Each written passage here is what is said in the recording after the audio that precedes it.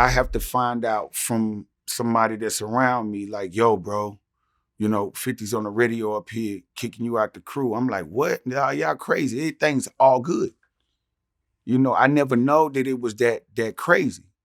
So soon he kicked me out. I'm like, what the fuck is this about?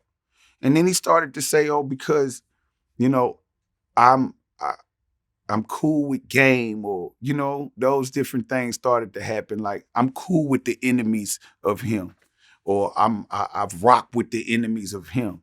And it wasn't that. It was that I'm active.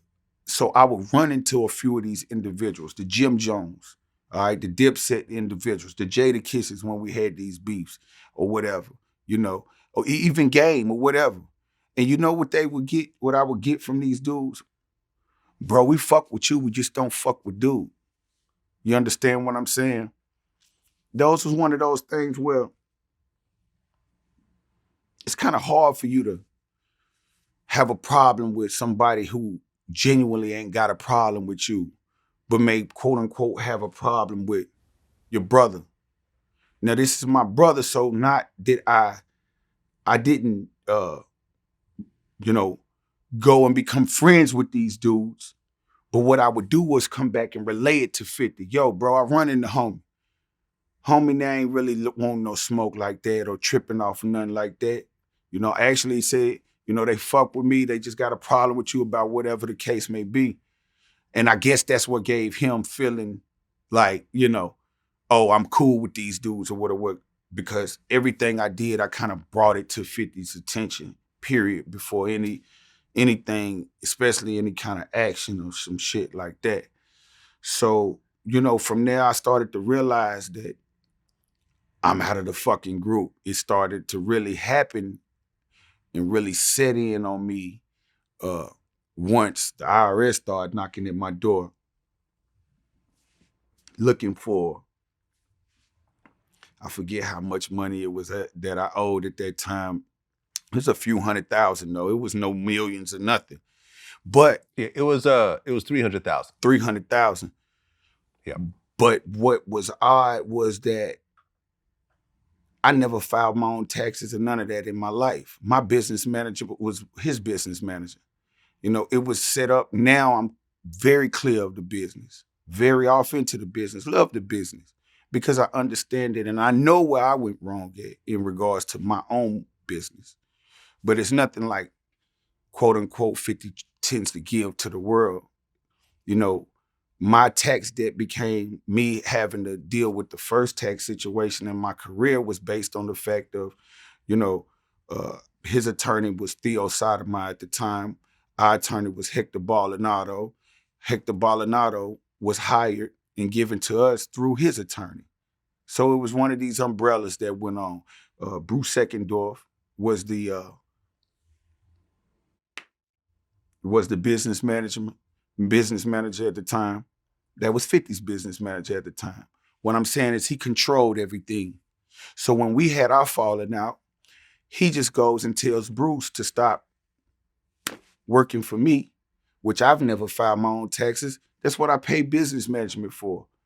But he stopped that, which allowed these taxes to accumulate, didn't get filed. And next thing you know, IRS beating down my door saying you owe this. And I'm like, what the fuck?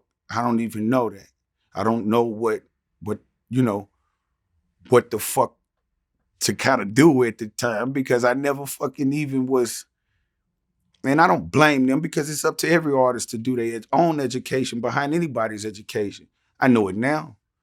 But that's why I kind of slipped up on was the business on my situation with 50. And from that, I was left with this tax debt, which led to me not being able to pay the debt at the time because I'm no longer part of G Unit. And then out of nowhere, he drops this phone call. All right. In the midst of me going through having to file bankruptcy and all of this shit, here he comes with this infamous, quote unquote, phone call where I became emotional at. And then almost appears to the world as if I'm crying to be a part of G Unit in the midst of me going through what I was going through. The world never know that this was pre-recorded from this man and held on for whatever reasons. And then he used it to drop it, you know, on a platform to make it seem, you know, like it was recent when he pre-recorded that call and just probably felt like now's the time for me to put this out right where he's, you know, going through his issues because, like I say, he's a very strategic, smart dude when it comes to a lot of different areas and dealing with trying to fuck over people's lives and shit like that. I've learned a lot of that shit from him. He's very strategic in the way he does things a lot of times and shit like that. But that's how that whole phone call was released. It wasn't a situation where uh I became emotional with 50 and in the midst of that time that it was released, it was a phone call that he had pre-recorded it and way before the issues came about, he dropped the phone call and people tend to, you know, go off of only thing or what they know or what they see. So that was pushed out there in the middle of the bankruptcy. So I was kind of fighting that situation of, you know, the whole emotional thing, and then at the same time fighting the bankruptcy, and you know that led into them actual coming into my home to seize things in my home to use to pay my actual tax debt.